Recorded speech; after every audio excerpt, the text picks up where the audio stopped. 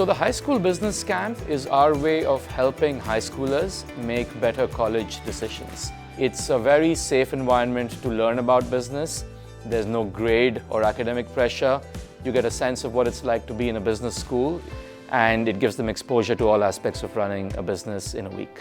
An essential part of business is getting to know how things are applied. So what we do at ESSEC is we make sure we complement everything we do in class with industry live projects, and we are working with our students to get them introduced to the business, to understand how the business works, and then to recommend to the business how they should expand in certain markets around Asia.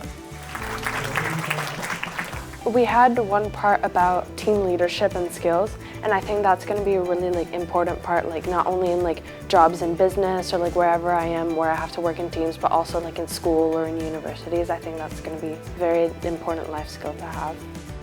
Our team proposal, we were going to a brand new market in Taiwan, and our case study was AG1 and how to market our specific product in Taiwan.